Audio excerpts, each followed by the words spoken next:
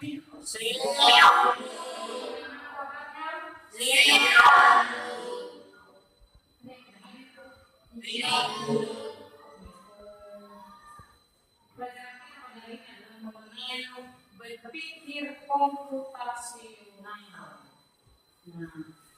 Oke, dalam materi ini ada beberapa tujuan pembelajaran yang harus kita lakukan, yaitu menjelaskan arti berpikir komputasional, lagi mengidentifikasi komponen berpikir komputasional, terus solusi sederhana dalam bentuk aktivitas angka. Baik, mungkin anak-anak bertanya, apa itu yang disebut dengan berpikir komputasional?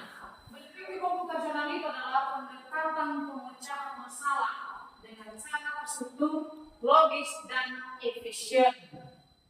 Kalau dalam kehidupan kita sehari-hari, kalau ada masalah kita, maka kita harus berpikir bagaimana cara menyelesaikannya. Nah, begitu juga di dalam komputer ini ada beberapa macam berpikir komputasional. Apa saja itu? Ini kelompok. Yang kedua, yang ketiga, abstraksi. Yang keempat, jadi ini adalah cara berpikir komputasional. Yang pertama, kedua, tiga, keempat, ada yang lagi? Tidak. Lebih jelasnya, mari kita lihat di video berikutnya. Kita simak apa itu sebenarnya berpikir komputasional dan penjelasan dari keempat cara berpikir komputasional. Untuk menjawab pertanyaan tersebut, silakan simak dengan baik video ini.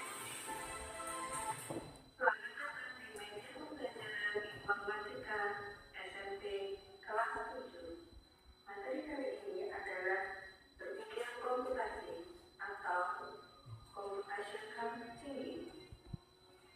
Dalam hidup sehari-hari, pasti kita pernah mengalami permasalahan. Apa yang kita lakukan ketika mendapatkan permasalahan? Apakah ada permasalahan tersebut? Atau hanya tidak mencari solusi? Ya, ketika kita menghadapi sebuah masalah, maka kita harus berpikir mencari solusi untuk memecahkan masalah tersebut, bukanlah dari permasalahan tersebut. Karena apabila kita mencari permasalahan, maka masalah tersebut bukannya menjadi lebih baik, tetapi bisa menjadi lebih buruk. Apabila kita menghadapi sebuah permasalahan, tetapi kita tidak tahu bagaimana cara menyelesaikannya, hal itu karena kita tidak tahu bagaimana cara berpikirnya. Berpikir komputasi mendukung dalam memecahkan sebuah permasalahan. Dalam kehidupan sehari-hari, berpikir komputasi ternyata memiliki peranan yang sangat penting. Berpikir komputasi atau dalam bahasa Inggris disebut dengan computational thinking merupakan sebuah pendekatan dalam proses pembelajaran dan pengembangan aplikasi komputer. Berpikir komputasi memiliki peran yang sangat penting karena tidak hanya dapat digunakan pada pengembangan aplikasi komputer saja, namun dapat digunakan untuk mendukung pemecahan masalah pada semua disiplin ilmu. Berpikir komputasi adalah sebuah teknik untuk memecahkan masalah yang sangat luas penerapannya. Pada dalam kali ini, kita selayaknya memiliki kemampuan tersebut karena computational thinking melatih otak kita untuk terbiasa berpikir secara logis, kreatif, dan terstruktur. Berikut ini adalah beberapa contoh sebelumnya dengan cara berpikir komputasi. Yang pertama, yaitu kalkulator. Yang kedua, pembayaran online. Yang ketiga, belajar online.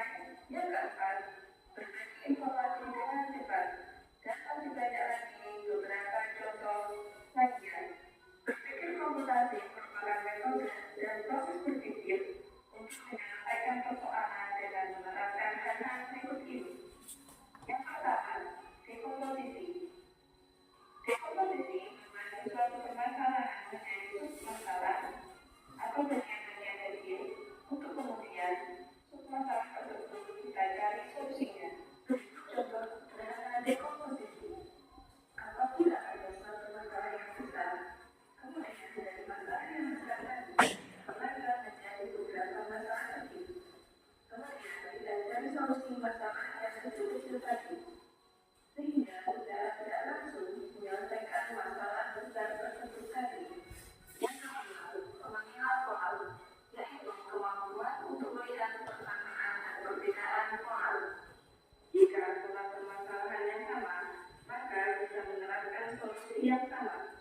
Contoh sederhana dari pengenalan pola adalah misalnya ada data bilangan 2, 6, 10, 14, dan 18. Jika ditanyakan berapa bilangan ke-6, maka kita harus mengenali polanya. Ternyata terlihat pola dari angka yang setiap bilangan kita melihat 4.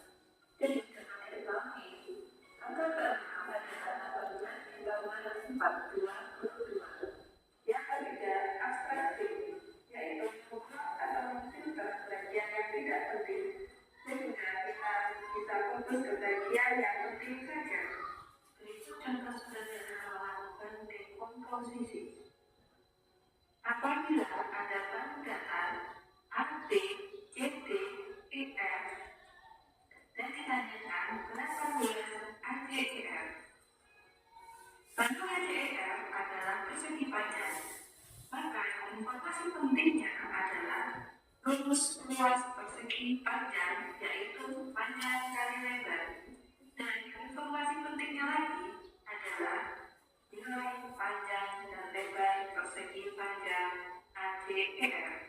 Sedangkan luas masing-masing bilangan ABCD dan BDEF tidaklah perlu dicari, dan formula bangun tidaklah penting. Jadi, abaikan informasi ini, sehingga kita bisa fokus pada informasi yang penting saja. Jadi, luas ACEF adalah panjang 5 ditambah 3 dikali lebar 3. Jadi, 8 dikali 3 adalah 24. Jadi luas bangun ACEF adalah 24. Yang keempat adalah algoritma, yaitu mengembangkan petunjuk pemecah masalah yang sama tahapan demi tahapan, sehingga orang lain bisa menggunakan tahapan informasi tersebut untuk menyelesaikan permasalahan yang sama. Contoh algoritma adalah langkah-langkah penyelesaian masalah. Kita telah mempelajarinya di semester 1, yaitu tentang flowchart. Pada semester 1, kita telah membuat flowchart langkah-langkah membuat nasi goreng. Jika kita terbiasa memecahkan suatu permasalahan secara sistematis, jalan keluar akan diperoleh dengan mudah. Oke, sekian pertemuan kita untuk hari ini. Sampai jumpa di pertemuan berikutnya. Oke, jadi anak-anak sudah tahu tadi videonya kan? Tadi sudah dijelaskan bahwasanya ada 4 berpikir komputer. Yang pertama tadi mengenai dekomposisi. Siapa yang menggunakan apa itu dekomposisi? Siapa yang tahu apa itu dekomposisi? Oke, Masa. Dekomposisi itu memecah masalah menjadi bagian-bagian kecil. Pekerjaan membersihkan lantai dikerjakan menjadi beberapa langkah. Ya, bagaimana cara memecahkan masalahnya? Contohnya tadi membersihkan lantai. Apa caranya yang kita lakukan supaya pekerjaan itu bisa selesai? Bukan alat, Ya, apa alatnya? sapu, Ya, tangki, ya, ember, ya. karpet, Lalu, air, lalu, cairan pembersih. lalu apa yang harus kita lakukan ketika sudah menggunakan bahan itu? Menyapu setiap ruangan. Yang menyapu setiap ruangan. Jadi itu adalah contoh dari dekomposisi. Tepuk tangan untuk Masa dulu. Gimana yang dilakukan? Apa arti dari dekomposisi dan contohnya dalam kehidupan sehari-hari? Sudah paham? Baik, yang kedua, apa itu tadi? Tentang pengenalan pola. Siapa yang bisa menyebutkan pengertian dan contoh dari pengenalan pengalaman yang sesuai dengan video tadi, bisa juga dengan bahasa sendiri. Bisa. Siapa nak?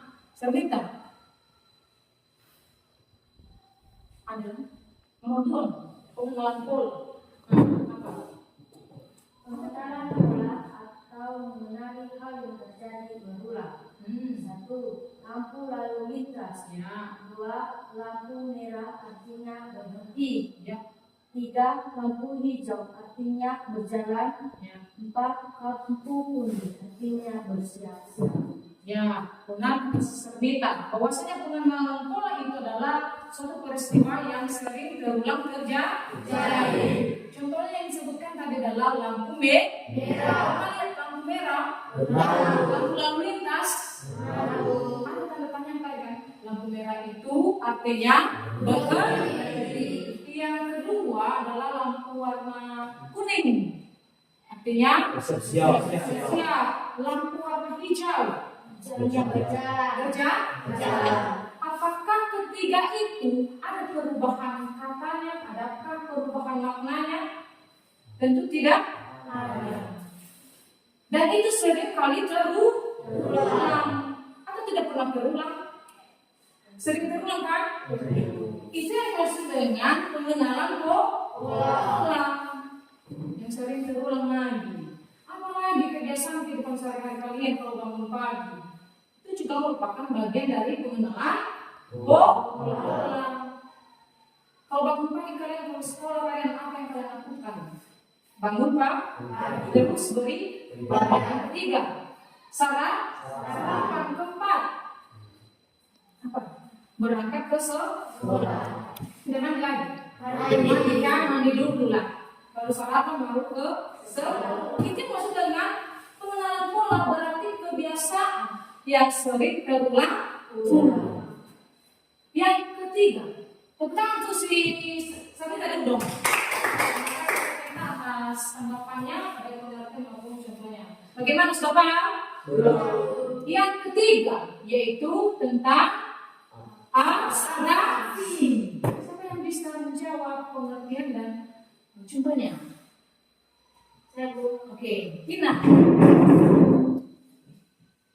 Abstraksi mengambil informasi penting, menghilangkan yang tidak penting. 1. Dalam mengikuti proses pembelajaran, kita fokus hanya pada jenis pelajaran, tugas, dan alat yang dibutuhkan.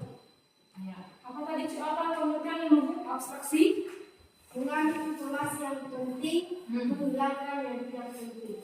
Abstraksi artinya mengambil informasi yang penting dan menghilangkan yang tidak penting. Itu maksudnya dengan abstraksi. Apa contohnya, Nak?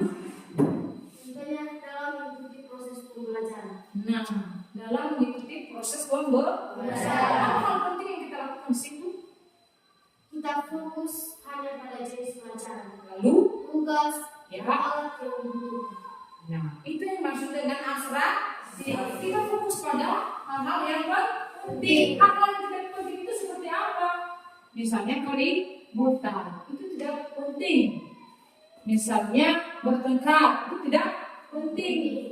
Itu yang harus dibuang. Itu yang maksud dengan pendekatan abstraksi. Tepuk tangan untuk Tina. Terima kasih Tina. Bagaimana yang lain? Sudah mengerti? Sudah. Baik, masuk kita pada nomor 4, yaitu mengenai algoritma. Siapa yang bisa memberikan pengertian dan contoh? Oke, sini silakan. Algoritma adalah langkah sistematis yang bisa diikuti. Ya, langkah sistematis Yang bisa diikuti. Apa contohnya, Bang? Contohnya menyisihkan lantai. Apa langkah-langkah yang kita lakukan di situ? Langkah-langkah untuk menyisihkan lantai itu menyiapkan sapu, kain, ember, cairan. Itu dia, bukan. Oke, tepuk tangan ke Bang Ne. Jadi itu ada 4 cara berpikir komputasional. Baik, sekarang buat kelompok dan tentukan bagaimana itu contoh dari dekomposisi, terus mengenai abstraksi, apa yang satunya tadi, pola pengelompok, dan yang keempat adalah algoritma. Oke, silakan buat kelompoknya 3 orang. 3 orang. Silakan dikerjakan.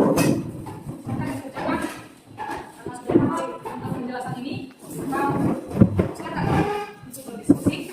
Itu dari 25 menit.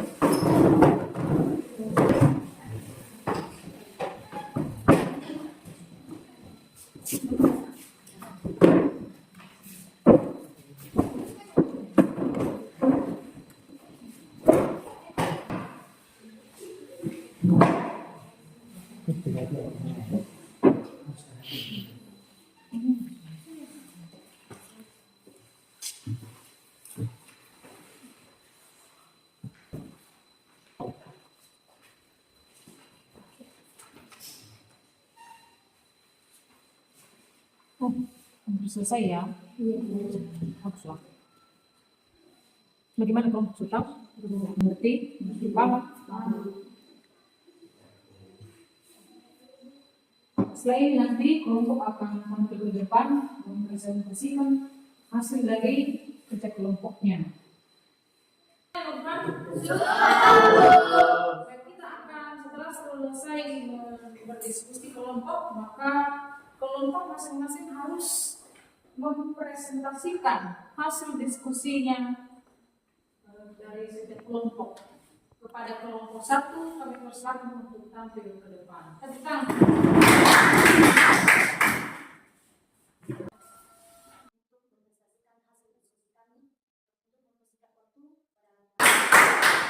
Kelompok 1. Sekarang kita mendengarkan hasil presentasi dari kelompok 2. Pada kelompok 2 dipersilakan. Tentang semuanya.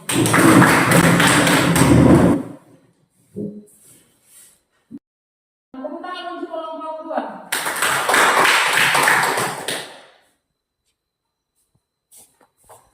Baik. Sekarang kita akan mendengarkan hasil dari kelompok 3. Pada kelompok 3 dipersilakan. Tepuk tangan. Baik, terima kasih atas kesempatan yang telah diberikan kepada kami untuk mempresentasikan hasil diskusi kami pada teman kami Mbak Nali Rajai. Silakan.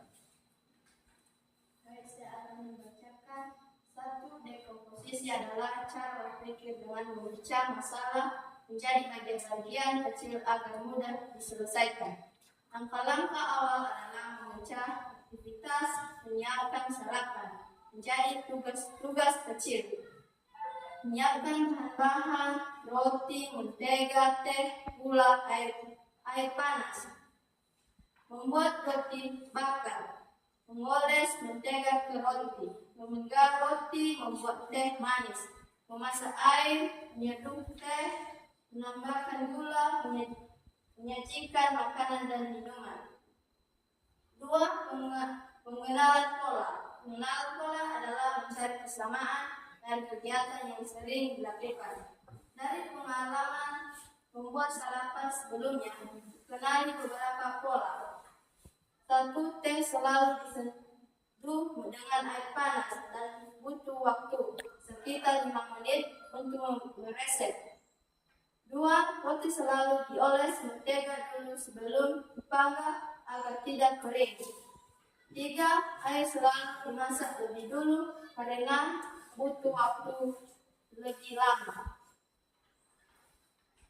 3. Abstraksi mengambil informasi penting menghilangkan detail yang tidak relevan. Fokus nanti pada langkah yang penting berhasil lagi. Bisa menjawab penting sambil menunggu air minum. 4. Algoritma membuat langkah-langkah tertentu yang bisa diikuti. Langkah-langkah menyiapkan sarapan. 1. Nyalakan kompor dan rebus air. 2. Ambil 2 lembar roti, oles dengan mentega. 3. Panggang roti menggunakan piaster atau wajan. 4. Setelah air mendidih, tuangkan ke dalam cangkir bersih teh. 5. Kelima, tambahkan perlengkapan. Kemudian, angkat roti yang sudah matang terlibat di pinggir. 7. Sajikan roti gante di meja makan. Demikianlah pasti diskusi kami bila ada pertanyaan mengenai kelompok 1 dan 2 dipersilakan. Kami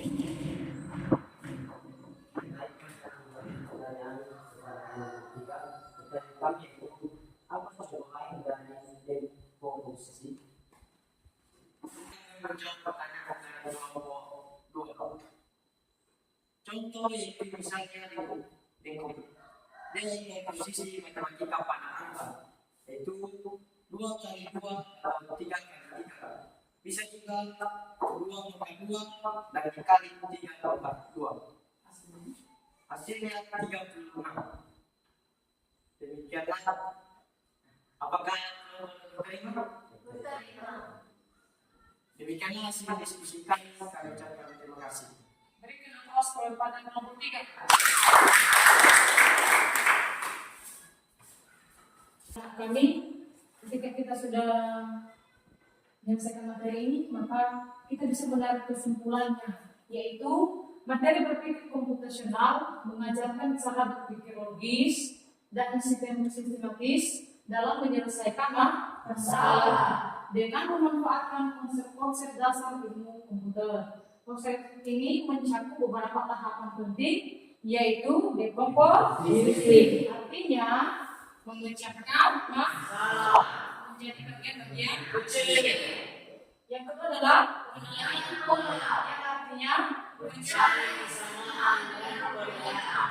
Yang ketiga, abstraksi, artinya mengambil informasi yang tidak relevan. Yang keempat adalah algoritma, yaitu